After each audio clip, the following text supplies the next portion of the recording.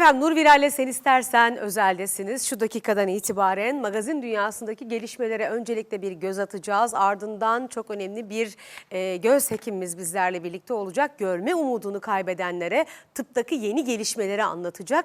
Önce magazin dünyasında neler var bir göz atalım. Usta sanatçı, sinemanın efsane jönü Kadir İnanır'ın yaşam savaşı devam ediyor. Usta sanatçı 77 yıllık ömrüne neler sığdırdı. Sağlık durumundaki son gelişmeleri biraz sonra hastanenin önünde bulunan muhabirimiz Ebru'dan alacağız. Önce izleyelim.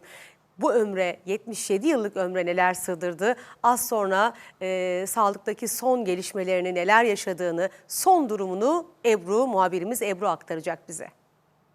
Vay ana, bu ne güzel kız böyle. Ama şimdi beni... Ekranların en sert bakışlısı, Yeşilçam'ın tartışmasız tek lideri, mahallelerin abisi, genç kızların bitmeyen sevgilisi. Karşınızda duruşu olay, bakışı ayrı olay, Türk sinemasının efsane jönü Kadir İnanır.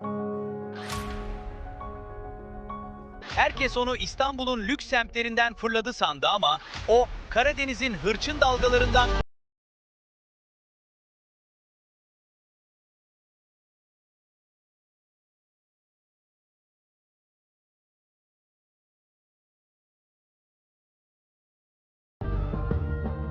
Takvimler 15 Nisan 1949'u gösterdiğinde Ordu'nun Fatsa ilçesinde açtı gözlerini dünyaya. Kalabalık bir ailenin en küçüğü, yokluğun ortasında en neşelisiydi. Karadeniz'in o dik başlı ruhu daha çocukken işledi ruhuna. Benim genlerimde bu yaylanın katkısı çok büyük. Çünkü benim babam her yıl bu yaylaya gelerek beslendi ve beni kazandı. Kasaba tiyatrolarında başladı o bitmeyen oyunculuk sevdasına. İstanbul'un Haydarpaşa Lisesi'nde yatılı okurken cebinde parası yoktu belki ama geleceğe dair vizyonu çoktu. Peki bu Fatsalı delikanlı nasıl oldu da milyonları peşinden sürükleyen bir yıldıza dönüştü?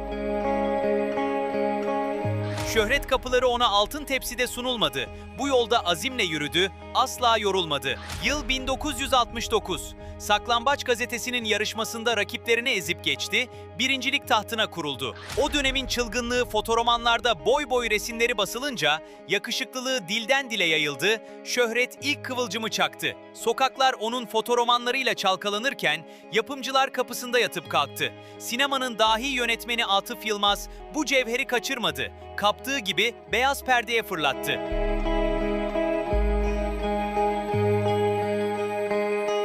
Aslında beyaz perdeye ilk adımını 1968 yapımı 7 adım sonra filmiyle sessiz sedasız atmıştı. Ama Atıf Yılmaz'ın radarına girdikten sonra adını dağlara taşlara yazdıracak olan asıl büyük bomba 1970 yılında patladı. Mutluluğun parayla satın alınamayacağını öğrendim artık. O şarkıları sevdiğim kadın için yazmıştım. Yoksa öldü mü? Benim için evet. Parayı, şöhreti aşkına tercih etti. Türk sinemasının sultanı Türkan Şoray'la Karagözlüm filminde yan yana gelince Yeşilçam'ın kimyası tamamen değişti. Balıkçı kız Azize'nin kalbini çalan o gururlu Kenan rolüyle Türk halkı ekran başında adeta eridi bitti. İşte o gün bugündür beyaz perdede tam anlamıyla bir Kadir İnanır fırtınası esti. Aşkı da olay oldu, canlandırdığı karakterler de. Vay ana, bu ne güzel kız böyle. Yakışıklı çocuk. Buralı değil herhalde.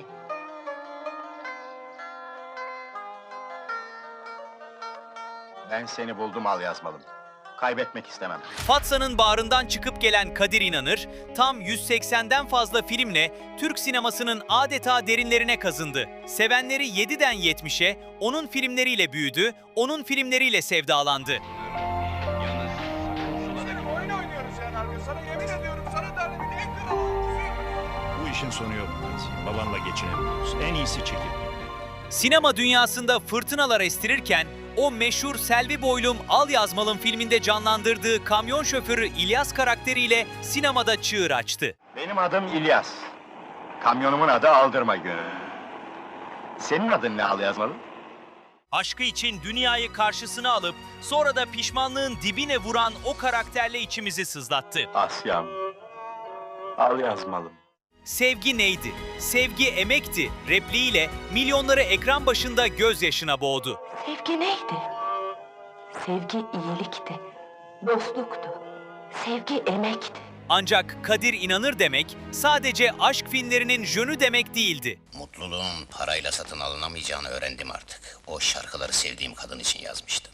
O, haksızlığa karşı yumruğunu masaya vuran, ezilenlerin sesi olan rollerin de tek adresiydi. Gaddar zorba bir haramzade çıkar, fakir fukarayı ezmeye kalkar. Kalksın, Koca hapishaneyi haraca bağlar. bağlasın.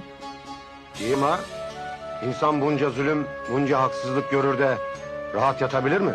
Sinema salonları tarihi bir haykırışla sallandığında o meşhur Tatar Ramazan filminde adaletsizliğe meydan okuyan kabadayıya hayat verdi. Hey! Taş kesin ulan!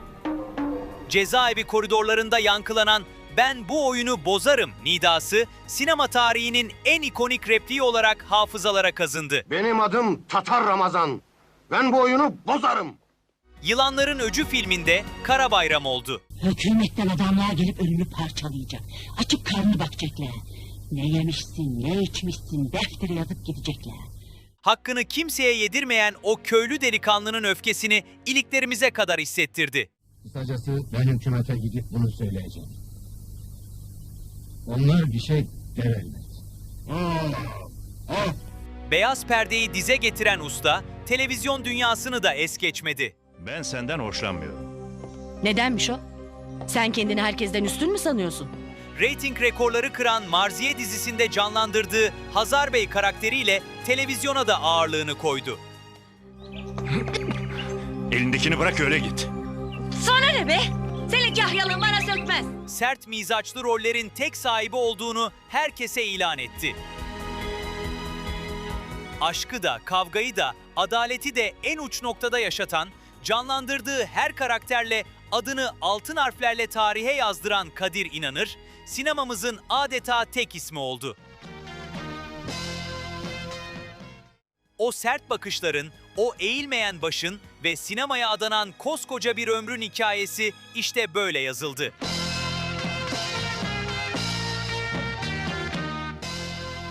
Kadir İnanır 2019 yılında ekranlara veda etti. Hayat arkadaşı Jülide Kural'la inzivaya çekilmişken 2024 yılında geçirdiği pıhtı atması ve inme hastalığıyla sevenlerini derinden üzdü. Yaklaşık 4 ay süren o zorlu yoğun bakım sürecinde sevenleri hastane kapılarında sabahladı, dualarını hiç eksik etmedi. Kadir İnanır azimli duruşuyla o savaşı kazandı, taburcu oldu ama vücudu fazlasıyla yoruldu.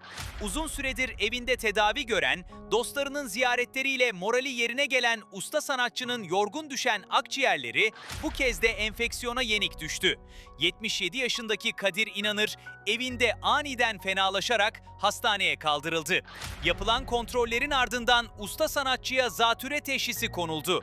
Ciğerlerinin ağır hasar gördüğü anlaşıldı. Nefes almakta zorlanan Kadir İnanır, durumunun ciddiyeti nedeniyle yeniden yoğun bakım servisine kaldırıldı.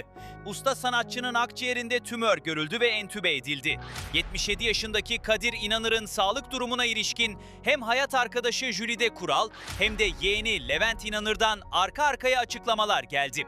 Levent İnanır, akciğerdeki enfeksiyonun azaldığını belirterek sanatçının yoğun bakımdan çıkarılıp servise alınması konusunda umutlu olduklarını ifade etti. Hayat arkadaşı Jülide Kuralsa Kadir İnanır'ın enfeksiyon değerlerinde ilk güne göre gerileme olduğunu söyleyerek "Gerileme var ama olumlu konuşmak için çok erken bir süreç" açıklamasında bulundu. Kadir İnanır'ın 2012 yılında akciğerindeki tümörünün temizlendiğini ve sonraki yıllarda takibinin sürdüğünü belirten Jülide Kural, son incelemelerde akciğerdeki lekenin tümör gibi büyüdüğünün görüldüğünü ancak ameliyat planlanmadığını ifade etti. Şimdi tüm sevenleri Kadir İnanır'ın sağlığına kavuşması için dua ediyor, herkes hastaneden gelecek güzel haberi bekliyor.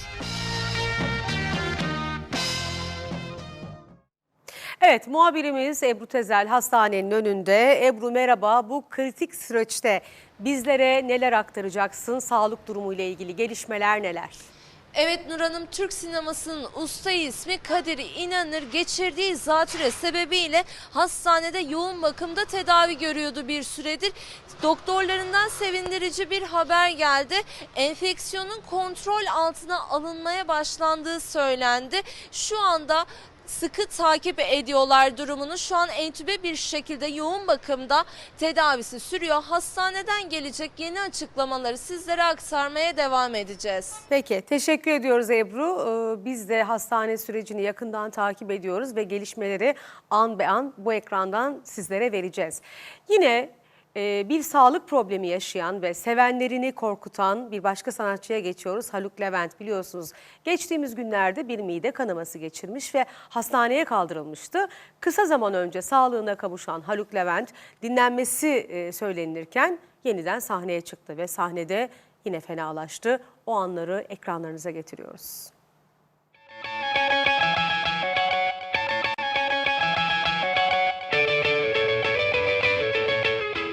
Türkiye onu sadece Anadolu rock müziğinin güçlü sesi olarak değil, kurduğu dernekle yardıma muhtaç herkesin yaralarını saran kocaman kalbiyle tanıdı. Haluk Levent. Çok enteresan. Ben yani çok ahbaplığım yok ama seviyorum bu adamı nedense böyle. Çünkü çok hayır işine gidiyor. Konserlerin %80'i neredeyse hayır işi. 26 Kasım 1968 tarihinde Adana'nın Yüreğir ilçesinde açtı dünyaya gözlerini. 1993 tarihli albümüyle büyük bir çıkış yakalarken yıllar içinde sesinin yanı sıra yardımseverliğiyle gönüllere taht kurdu. Herkesin derdine koşan ünlü sanatçı geçtiğimiz dönemde kendi sağlığını ihmal edince adeta ölümden döndü. Ani bir rahatsızlıkla hastaneye kaldırılan Haluk Levent, geçirdiği mide kanaması nedeniyle apar topar yoğun bakıma alınmış, tüm Türkiye'nin yüreğini ağzına getirmişti. Herkes onun dinlenmesini, sağlığına kavuşmasını bekliyordu.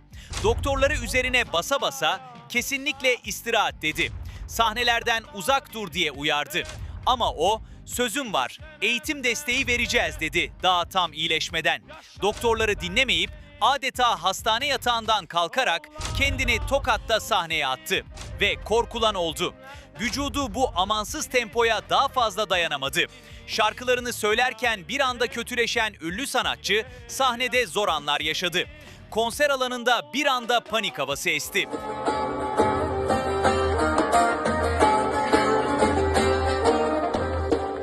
Özür dilerim, benim yaklaşık 10 dakikadır midem acayip ağrıyor. Ben biraz nefes alsam olur mu? Çünkü çok teşekkür ederim. Biraz dinleneyim, hemen geleceğim. Sahneden inerek durumu kontrol altına alan Haluk Levent, fedakarlığının bedelini az kalsın ağır ödüyordu. Evet, magazin dünyasından acı bir haber. Türk televizyonculuğunun en sıra dışı, en çok konuşulan isimlerinden biri Reha Muhtar. Şu anda görüyorsunuz sevgili seyircilerimiz.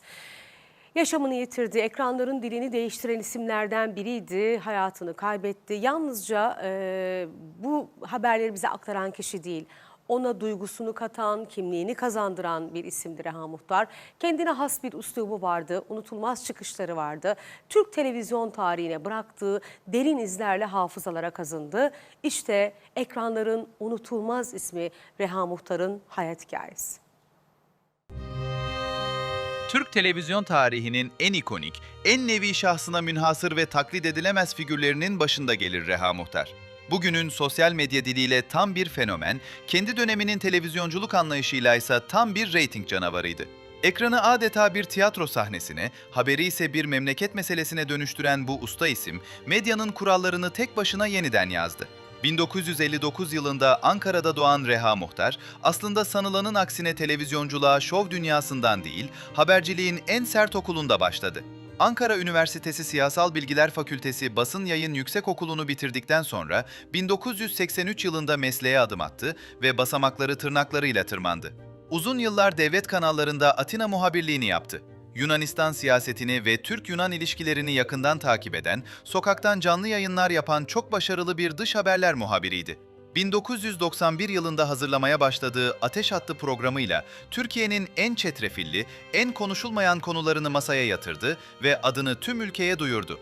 Reha Muhtar'ı asıl unutulmaz kılansa 90'lı yılların ortasında ana haber koltuğuna oturması oldu. O güne kadar süregelen ağırbaşlı, mesafeli ve soğuk haber sunumu ezberini kökten yıktı. O, haberi sadece okumuyor, yaşıyor, sorguluyor ve izleyiciye hissettiriyordu. Reha Muhtar, hayatı boyunca aşkları ve evlilikleriyle magazinin en üst sıralarında yer aldı. gençlik yıllarında gazeteci Selin Çağlayan ile evlendi. Ardından Türkiye'nin en ünlü ses sanatçılarından Nilüfer ile uzun yıllar süren ve döneme damga vuran büyük bir aşk yaşadı. Oyuncu Deniz Uğur ile olan birlikteliğinden Mina ve Poyraz adında ikiz çocukları dünyaya geldi.